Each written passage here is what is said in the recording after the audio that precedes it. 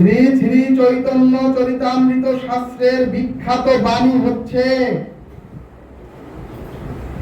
কৃষ্ণ ভুলে যেই জীব অনাদি বহির্মুখ, অতএব মায়া তারে দেয় সংসার দুঃখ। অর্থাৎ সুধীজন, মায়া জীবকে দুঃখ দেয়। ভাগবত বললেন, সচ্চিদানন্দ সর্বমঙ্গলময় ভগবান থেকে জীবের কখনো দুঃখ আসে না। সুধীজন, অর্থাৎ আমরা ওই অনাদির আদি ভগবান সচ্চিদানন্দের অংশ, এবং সুধীজন আমাদের অর্থাৎ আমার যে আত্মা, সেই আমাদের আত্মার কোনো দুঃখ নাই। আমরাই কৃষ্ণকে ভুলে, অনাদি কাল থেকে কৃষ্ণকে ভুলে আমরাই দুঃখকে সাদরে গ্রহণ করে নিয়েছি। জয় নিতাই গৌর হরি বল। ভক্তগণ, দেবর্ষিপাদ নারদ একদিন শ্রী গোবিন্দকে বললেন, হে প্রভু, তোমার বহিরঙ্গা শক্তি যে মায়া, সেই বহিরঙ্গা ত্রিগুণ মায়ার আবদ্ধ হয়ে জীব কিভাবে অভিশপ্ত হয়ে, জীব কিভাবে দুঃখিত হচ্ছে, দুঃখ পাচ্ছে, এটা আমাকে একটু দেখাও। সুধীজন, নারদজি গোবিন্দকে বলছেন, গোবিন্দের যিনি পার্ষদ, সেই নারদজি বলছেন, প্রভু, তোমার যে দুর্লঙ্ঘনীয় মায়া, সেই মায়ার স্বরূপ জগৎ জীবকে আমার মাধ্যমে একটু দেখাও। সুধীজন, জ্ঞানের কোন রূপ, আপনাদের প্রত্যেকের মধ্যে যে জ্ঞান আছে, সেই জ্ঞানের কোন রূপ নাই। জ্ঞানকে দেখানো যায় না, তবে জ্ঞানীকে দেখানো যায়। সুধীজন, অর্থাৎ জ্ঞানীর চরিত্র আর আচরণ দেখে বলা যায় এই লোকটি জ্ঞানী, আর তার কারো কারো আচরণ আর দেখলেই মনে হয় এই লোকটা অজ্ঞানী। ভাগবত বললেন, জ্ঞান হচ্ছে নিরাকার, এবং জ্ঞানকে কখনো সাকার রূপে দেখানো যায় না, তবে জ্ঞানীকে দেখেই জ্ঞানকে নিরূপণ করতে হয়। সুধীজন, ঠিক সেই রূপ গোবিন্দ দেবর্ষিপাদ নারদকে মায়া দেখার জন্য মায়া শঙ্করের কাছে পাঠালেন, মায়ার স্বরূপ দেখানোর জন্য। সুধীজন, দেবর্ষিপাদ মায়া শঙ্করের বাড়িতে গিয়ে নারদজি ডেকে বললেন, হে মায়া শঙ্কর, তুমি কি তোমার গৃহ মন্দিরে আছো? সুধীজন, যখন নারদজির ডাক শুনে মায়া শঙ্কর গৃহ মন্দির থেকে আসলেন, তখন নারদজি মায়া শঙ্করকে বললেন, হে মায়া শঙ্কর, এ মহা সংসার হচ্ছে দুঃখময়, জ্বালাময় আর যন্ত্রণাময়। কাজী হে মায়া শঙ্কর, আমি তো ব্রজের পথে চলেছি, আমি তো বৃন্দাবনের পথে চলেছি, আমার সাথে তুমি বৃন্দাবনে চলো। সুধীজন, তখন মায়া শঙ্কর বলছে, হে নারদ, আমি তোমার থেকে কম বুঝি না এবং কম জানিও না। নারদজিকে বলছে। কিন্তু হে নারদজি, এই সংসারের মায়ায় তো আমাকে ছাড়ছে না। কাজী হে নারদ, আপনি, মায়াশঙ্কর বলছে, আমি সবই জানি, সবই বুঝি, কিন্তু এই যে সংসারের মায়া, এই মায়ায় তো আমাকে ছাড়ছে না। সাথে সাথে মায়াশঙ্কর বললেন, সুধীজন, আমরাও এ সংসারে সকলে, প্রায় সকলে ওই একই কথা বলি। দেখবেন আশেপাশে বহু গৃহ মন্দিরে ঘুমন্ত আছে, দেখবেন অনেকে গৃহ মন্দিরে মোবাইল খেলতেছেন, কিন্তু একটু ভাগবতে যাব, ওই যে মায়ায় যেতে দিচ্ছে না। একটু হরি নামে আসবো, দেখবেন অনেকে এখান থেকে উঠে চলে গেলেন। সুধীজন, আবার অনেকে যদি কেউ নিয়ত করেন, মানস পটেও যদি কেউ নিয়ত করেন একটু বৃন্দাবনে যাব, ছেলে বলবে আমার চাকরিটা দিয়ে যাব না, মেয়ে বলবে আমার বিয়ে দিয়ে যাব না। সুধীজন, অর্থাৎ সংসার মায়ায় আমাদের ছাড়ে না। সুধীজন, একজন মহান শিষ্য তার গুরুদেবকে বলছেন,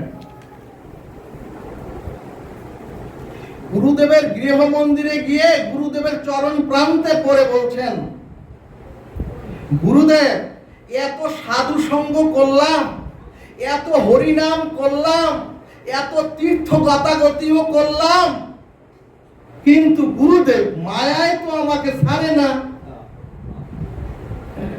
গুরুদেব বললেন, আগামীকাল সকালে 10টার সময় তুমি আসবে, তাহলেই তোমাকে মায়ায় ছেড়ে যাবে। সুধীজন, পরের দিন সকাল 10টায় গুরুদেব তার গৃহ মন্দিরের পাশে একটি বৃক্ষের ডাল ধরে, শক্ত করে ধরে, ঝুলে, শক্ত করে ধরে ঝুলে ঝুলে বললেন, ওরে কে কোথায় আসিস, আমাকে বৃক্ষে ধরে রেখেছে, ওরে কে কোথায় তোরা আসিস, আমাকে ছাড়িয়ে নে। সুধীজন, তখন শিষ্য চিৎকার করে বলছে, ও গুরুদেব, আপনার তো মস্তিষ্ক বিকৃতি হয়েছে।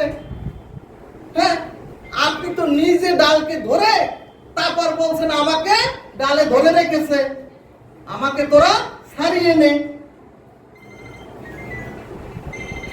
সাথে সাথে গুরুদেব হাতটা ছেড়ে মাটিতে পদার্পণ করে শিষ্যকে বললেন, ওরে, তুই যে বললি এত সাধু সঙ্গ করো, সংসার মায়ায় করে ছাড়ে না, এখন দেখলি ওরে সংসার কাউকে কখনোই আটকিয়ে রাখে না, বরং তুমি তোমরা এই সংসারকে আষ্টে পৃষ্ঠে আঁকড়িয়ে মায়ার বন্ধনে ভগবত ভজনে রত হচ্ছ না। বলো না গো রাধে রাধে। ভাগবত বললেন, ওরে কানের পাশে চুল পেকেছে, অর্থাৎ তোমাদের নোটিশ এসেছে। ভাগবত বললেন, এখনই সতর্ক হও। ভক্তগণ, এর মধ্যে মায়া শঙ্করের স্ত্রী বাহির থেকে, ঘর মন্দির থেকে দৌড়ে এসে নারদজিকে ধমকাচ্ছেন আর বলছেন, ওকে আমার কাছে ছেড়ে দিন, ওর অনেক কাজ আছে। এরপর নারদজি সারাদিন তো হরি হরি বলে। ওই ভদ্র মহিলা নারদজিকে বললেন, তোমার মতো যদি হরি হরি করি তাইলে তো পেটের ভাত জুটবে না, আমার সংসার চলবে না। দেখুন সুধীজন, মায়ার কি খেলা। তখন মায়াশঙ্কর দেবর্ষি পাদকে বললেন, সাধু বাবা, আর কয়টা দিন অপেক্ষা করেন, ছেলেটা বড় হয়েছে, ছেলেটার একটা চাকরি দেই, আর আমার যে কন্যা বড় তার একটি বিয়ে দেই, তারপর আপনি আসবেন, তখন আপনার সাথে আমি বৃন্দাবনে যাব। সুধীজন, আমরাও কিন্তু ওই একই রকম মায়ার মোহে পড়ে আমরাও একই রকম কথা বলি। ভক্তগণ, দেবর্ষিপাদ ওখান থেকে চলে গিয়ে আবার ঠিক 5 বছর পরে এসে বললেন, ও মায়া শঙ্কর, গৃহ মন্দিরে আসো। ও মায়া শঙ্কর, একটু বাহিরে আসো। সুধীজন, গৃহ মন্দির থেকে বের হলেন একটি ছেলে। ছেলেটি বের হয়ে প্রণতি জানিয়ে নারদজিকে বললেন, আমার পিতা মায়া শঙ্কর সে তো বহুদিন আগে গত হয়েছেন। সুধীজন, তখন দেবর্ষিপাদ নারদ তার লোকত্রিয় প্রজ্ঞার দ্বারা, নারদজি তার লোকত্রিয় প্রজ্ঞার দ্বারা সাথে সাথে ধ্যানে দেখলেন সেই মায়া শঙ্কর। সুধীজন, কথাটাই কষ্ট পাবেন না, সংস্কারেণ দ্বিজ উচ্চতে। সুধীজন, আমরা চতুর্বর্গ হয়ে আসি, সংস্কারের মাধ্যমে আমরা দ্বিজ উচ্চতে। ভাগবত বললেন, নারদজি তার প্রজ্ঞার দ্বারা ধ্যানে দেখলেন ওই মায়া শঙ্কর এক শূদ্রের গৃহে তার মহিষ পালন করেন, আর দিনান্তে ওই মাঠে বসি অন্ন পান। ভক্তগণ, আমি আপনাদের কোন গল্প শোনাতে আজকে এই ব্যাস আসনে বসিনি। ওই ভাগবত শাস্ত্রের সেই মায়া শঙ্কর হচ্ছি আমরা, এক একটি এই সংসারের জীব। ভাগবত বললেন, ওগো তোমরা বিচার বিবেক পেয়ে, ভাগবত বললেন, ওগো তোমরা এই সাধু সঙ্গ আর বৈষ্ণব পেয়ে, ও ভাগবত বললেন, ওগো তোমরা কলিযুগের এই মহামন্ত্র তারক ব্রহ্ম হরিনাম পেয়ে, তারপরও যদি তোমরা ভগবত ভজনে না আসতে পারো, তাহলে অধঃপতন আগামী জন্মে নিশ্চিত। জয় নিতাই গৌর হরি বল। সুধীজন, ছেলেটির কাছে গিয়ে সেই যে রাখাল, সেই ছেলেটির কাছে গিয়ে ছেলেটির হাতটি ধরে নারদ বললেন, ওরে ওরে, যেই ছেলেটি হাত নারদজি স্পর্শ করলেন, সাথে সাথে সেই রাখাল ছোট্ট ছেলেটি তার পূর্ব স্মৃতি ফিরে পেলেন। ফিরে পেয়েই বললেন, হে মহারাজ, হে মহারাজ, আমি আপনার সাথে ভজনে না গিয়ে আপনার একটি বাক্য আমি, অর্থাৎ কি বুঝালেন, সাধুর বাক্য যদি আপনারাও গ্রহণ না করেন। বললেন সেই ছেলেটি, হে মহারাজ, সেদিন আপনার 5 বছর আগে আপনার কথাটি গ্রহণ না করে আজকে আমার এই দুর্দশা। দেখুন, আজকে আমার এই মাঠের মধ্যে মহিষ চড়াতে হয়, দিনান্তে একবেলা আমি খেতে পাই। আমার রুগ্ন শরীর দেখে আপনার কি করুণা হয় না? নারদজিকে বলছেন। তখন নারদজি বললেন, ওরে ওরে, কৃষ্ণ ভজনে জাতি কুলের কোন উঁচু নিচু ভেদ নাই। কৃষ্ণ ভজনে কোন জাতি কুল ভেদ নাই। তুই কিসের রাখাল? চল না আমার সাথে, আজকে তুই ভজনে চল। সুধীজন, পূর্ব স্মৃতি যেহেতু আছে, সাথে সাথে অতটুকু বালক নারদজির চরণে পড়ে বললেন। ছেলেটি কাচু মাচু করে নারদজির চরণে পড়ে বললেন, মালিক তবুও একবেলা খেতে দেয়, তারপরও মালিক আমাকে ভালোবাসে। আরো জানেন মহারাজ, এই গাভীগুলি আর যে মহিষগুলি, এই মহিষগুলির উপরে আমার একটা করুণা মায়া পড়ে গেছে। ওই নিতাই গো হরিবাব সুধীজন, ওই ছেলেটি বলছে আপনি আরো কিছুদিন পরে আসুন, তাহলে আপনার সাথে তখন মালিকরে বলে আমি ভজনে যাব। সুধীজন, নারদজি ভাগবতের বহিরঙ্গা শক্তি, মায়ার কি দুর্লঙ্ঘনীয় ক্ষমতা, সেটি জগৎ জীবকে নারদজি দেখাচ্ছেন। আর নারদজি বলছেন, হে প্রভু, হে অনাদির আদি গোবিন্দ, তোমার মায়ার বহিরঙ্গার শক্তি কিঞ্চিত আমি বুঝতে পেরেছি। সুধীজন, এর কয়েক বছর পরে এসে নারদজি শুনলেন ওই রাখাল ওই মাঠে বসে সর্পাঘাতে মৃত্যুবরণ করেছেন। তখন নারদজি ভাবলেন, মৃত্যু তো হবেই, আমাদের যেহেতু জন্ম হয়েছে মৃত্যু হবে, কিন্তু গতিটা কি হলো আমাদেরও প্রত্যেকের ভাবতে হবে। মরব তো, মৃত্যু তো হবেই, কিন্তু মাগো গতি কি হবে? সুধীজন, নারদজি ধ্যানের দ্বারা দেখলেন সেই মায়া শঙ্করের আত্মাটা একটি কুকুর হয়ে জন্ম নিয়েছে একজন ভদ্রলোকের গৃহে। জয় নিতাই গৌর হরিবল, রাধে রাধে। এখানে ঘুম আসলে বাবা ভক্তগণ, এটা মায়া শঙ্করের কোন কল্প কাহিনী নয়, এটা আমাদের জীবনের ইতিকথা। ভাগবত গল্প দিয়ে আমাদেরকে বুঝাচ্ছেন জীবকে ভগবত ভজনের জন্য। ভাগবত বললেন, ন ভজন্তি অধপতস্থি। ওগো, সুস্থ দেহ পেয়ে, আমরা তো প্রত্যেকেই সুস্থ, সুস্থ দেহ পেয়ে, ভালো পরিবার পেয়ে, পূর্ব জন্মের ভাগ্যে বর্তমানে আপনারা প্রত্যেকেই তো খেয়ে পরে ভালো আছেন।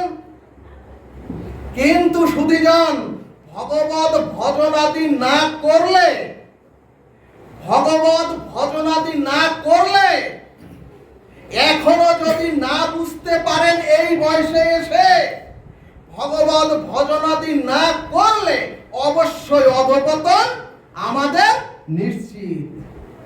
ভক্তগণ, কুকুরটির গায়ে হাত দিয়ে শক্তি সঞ্চার করে নারদজি বললেন, কিরে এখন কি করে গোবিন্দের ভজন করবি?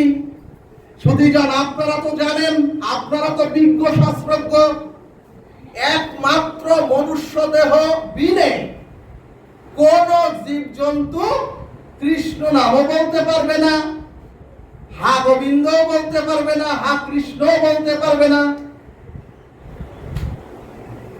কিন্তু ভাগবত সিদ্ধান্ত দিয়ে নারদজিকে দিয়ে জগৎ জীবকে দেখালেন, ওগো, যদি বৈষ্ণবের দুয়ারে কুকুর হয়েও আমরা, বা একজন কুকুরও যদি বৈষ্ণবের দুয়ারে ওই বৈষ্ণবের ভগবত প্রসাদ গ্রহণ করতে পারে, তাইলে ওই কুকুরটিও চির মুক্তি পায়। জয় নিতাই গৌর হরিবল, হরি হরি বলমান। কিন্তু সুধীজন, নারদজির শক্তির দ্বারা ওই কুকুরটি পূর্বজন্মের স্মৃতি পেয়ে বলছেন, দেখুন সাধু, ও সাধু কুকুর জন্মে বলছে, হে সাধু, আমি কুকুরের ধর্ম তো ত্যাগ করতে পারবো না,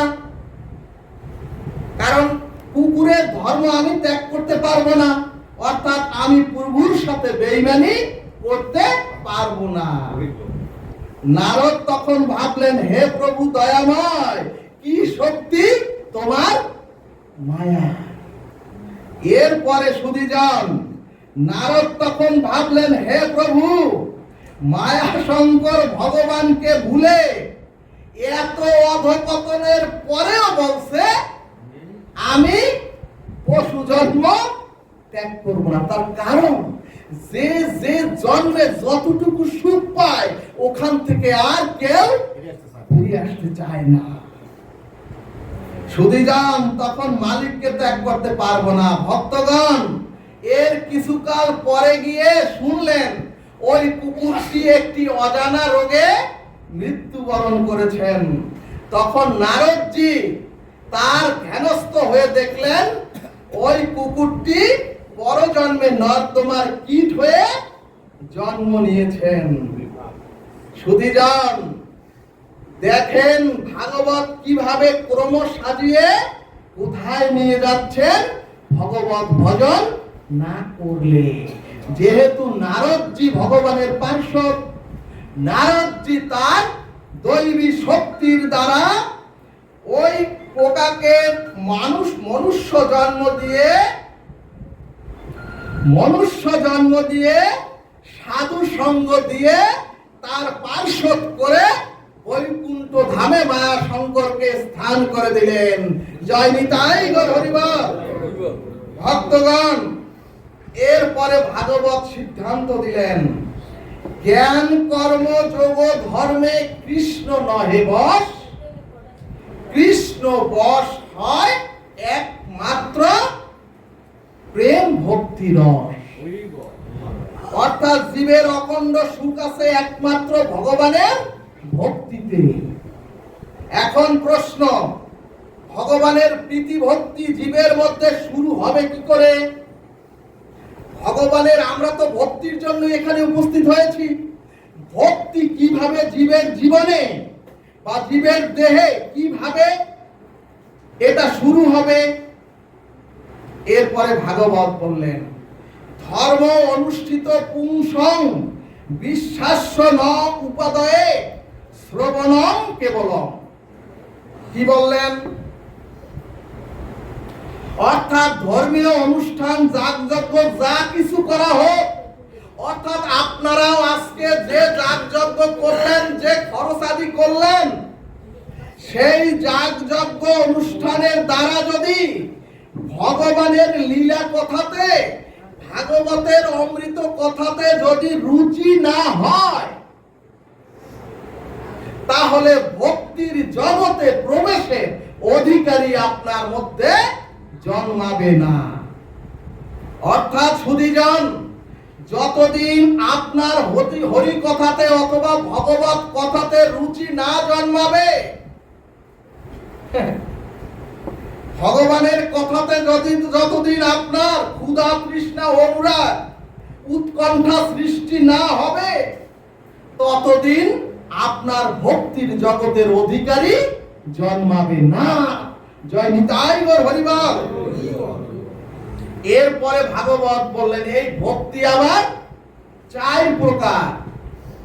প্রথম ভক্ত হলো সাধক ভক্ত, দ্বিতীয় ভক্ত হলো প্রাজ্ঞ ভক্ত, তৃতীয় ভক্ত হলো অজ্ঞ ভক্ত, আর চতুর্থ ভক্ত হলো গ্রাম্য ভক্ত। সুধীজন,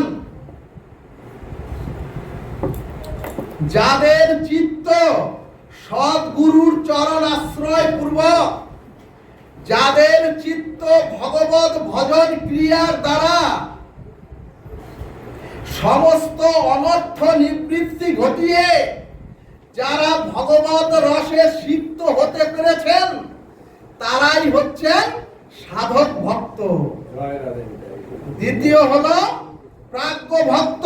সময় তো কম, ভাগবত বললেন প্রাজ্ঞ ভক্তদের মধ্যে ভাগবত রসশাস্ত্রের তাৎপর্য আছে, প্রাজ্ঞ ভক্তদের মধ্যে ভাগবত রসের একটা সৃষ্টি আছে। কিন্তু সুধীজন, অর্থাৎ সুধীজন, প্রাজ্ঞ ভক্তরা ভাগবত রসের কথা, ব্রজ মহিমার কথা এবং নবদ্বীপ চন্দ্রের সংকীর্তন রসের কথা তারা পাণ্ডিত্যের দ্বারা শাস্ত্রের সকল কিছু বলতে পারেন, কিন্তু সুধীজন, তাদের হৃদয়ে যদি ব্রজ রসের অনুভূতি তাদের হৃদয়ে এখনো হয় নাই, তারাই হলেন প্রাজ্ঞ ভক্ত। তৃতীয় হচ্ছে অজ্ঞ ভক্ত। সুধীজন, যাদের সমস্ত দর্শন, যাদের সমগ্র শাস্ত্রে জ্ঞান আছে, কিন্তু ভগবানের ভক্তি শাস্ত্রে তাদের কোনো চর্চা নাই, তারাই হলো অজ্ঞ ভক্ত। সুধীজন, কথাটি আরেকবার বলি, সমগ্র শাস্ত্রে তাদের জ্ঞান আছে, অর্থাৎ তারা জ্ঞান শাস্ত্র, কর্মশাস্ত্র, বেদাদি শাস্ত্র, এমনকি উপনিষদ শাস্ত্রেও জ্ঞান আছে, কিন্তু তাদের ভক্তি শাস্ত্রে যাদের রুচি নাই তারাই হলো অজ্ঞ ভক্ত। সুধীজন, প্রচুর মাছওয়ালা একটি পুকুরে যদি আপনারা ছিপটি ফেলেন, সেই ছিপে যদি আদার না থাকে, অর্থাৎ সুধীজন, সমগ্র শাস্ত্রে যার পাণ্ডিত্য আছে কিন্তু ভক্তি শাস্ত্রে তার রুচি নাই, এরাই হলো অজ্ঞ ভক্ত। আর চতুর্থ হলো গ্রাম্য ভক্ত, অর্থাৎ যারা এই জড় জাগতিক শব্দ স্পর্শ রূপ রস গন্ধের আমোদে এই জড় জগৎকে ভোগ করে, তারাই হচ্ছে গ্রাম্য। অর্থাৎ ভক্তগণ, যারা আহার নিদ্রা ভয় মন্থুর আর পশুবৃত্তির দ্বারা আক্রান্ত হয়ে, যাদের মধ্যে ব্রহ্ম জিজ্ঞাসা নাই, যাদের মধ্যে ভগবত ভক্তির কোনো জিজ্ঞাসা নাই, তারাই হচ্ছে গ্রাম্য।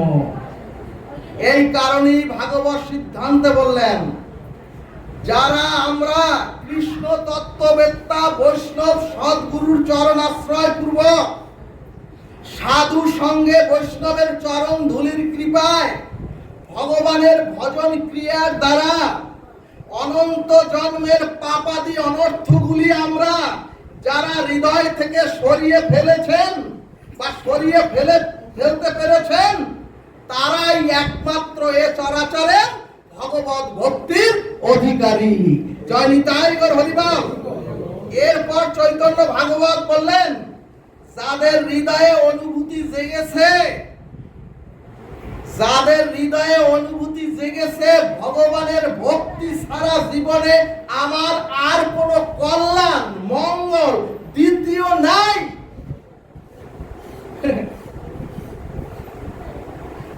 ভক্তগণ, ভক্ত ওই যে বললাম সুধীজন, যারা একবার এই জীবনে হৃদয়ের মাধ্যমে আপনারা বুঝতে পেরেছেন ভগবত ভক্তি ছাড়া আমার জীবনে কোনো কল্যাণ নাই, এই সিদ্ধান্তে যারা উপনীত হতে পেরেছেন তারাই হচ্ছেন ভক্তির একমাত্র পাত্র।